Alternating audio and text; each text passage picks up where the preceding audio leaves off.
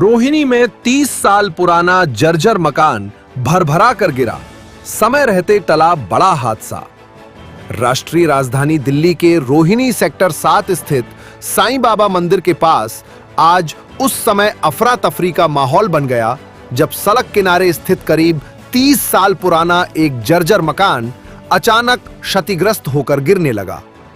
घटना के दौरान मकान के पिलर कमजोर होकर टूट गए और इमारत का छज्जा भरभरा कर नीचे आ गिरा। गनीमत रही कि समय रहते लोग वहां से दूर हट गए, जिससे कोई जनहानि नहीं हुई और एक बड़ा हादसा टल गया। प्रत्यक्षदर्शियों के अनुसार मकान काफी समय से जर्जर अवस्था में था।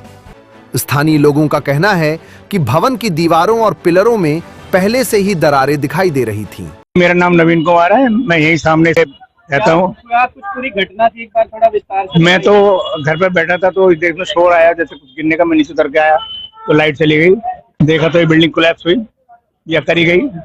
लेकिन एक बहुत बड़ा हादसा होने से प्रशासन ने समय पर कार्रवाई करी तो बच गया, क्योंकि ये जो बिल्डिंग थी काफी जर्जर अवस्था में थी।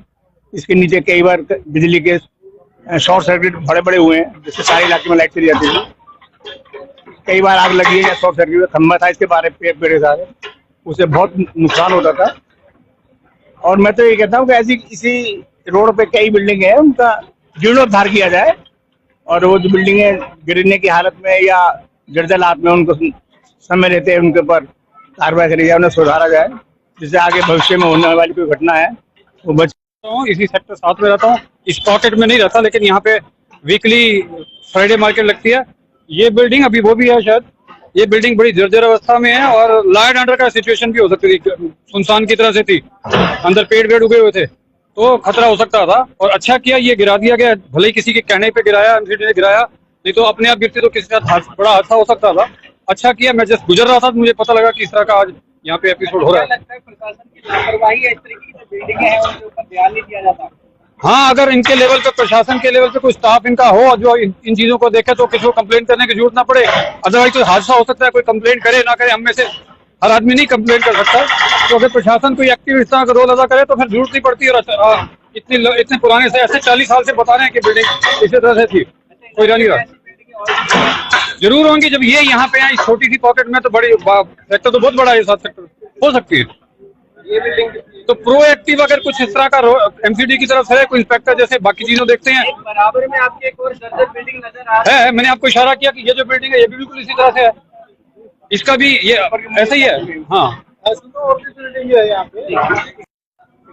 क्या नाम है जी आपका? आरपीएस सागर। अच्छा, जो आपके पीछे बिल्डिंग टूटी है, कब से ये बिल्डिंग, कोई रहता था इसमें? ये 1990 की बनी हुई थी, इसमें कोई नहीं रहता था। तो ये जो टूटने की वजह क्या, जर्जर हो गई थी, क्या हुआ था? जर्जर हो गई थी, पेड़ बहुत थे इसके ऊपर, तो देखभाल नहीं हो रही थी परिवार के? कोई केयर टेयर नहीं। तो क्या खतरा, कैसे यहाँ पर प्रशासन सोचा है कि आप लोगों ने देखा इस बिल्डिंग के बारे में? हमने तो ये कल जो का टूटी हुई देखी, एकदम गिर गई। पूरा वाक्य बता दीजिए कैसे कैसे क्या हुआ है। और फिर जो का कंप्लेंट वालों ने कंप्लेंट की है, तब ये जो है पुलिस आई है, पुलिस ने आज जो है इसको सील किया। सील के बाद में एमसीडी वाले आ गए, एमसीडी वाले तोड़ रहे हैं इसको। क्या ये मकान अपने आप ही जर्जर तरीके से टूट कर गिर रहा था? अपने आप ही टूट कर गिर रहा था। खबरों के ताज़ा अपडेट के लिए चैनल को लाइक, शेयर और सब्सक्राइब करना ना भूलें।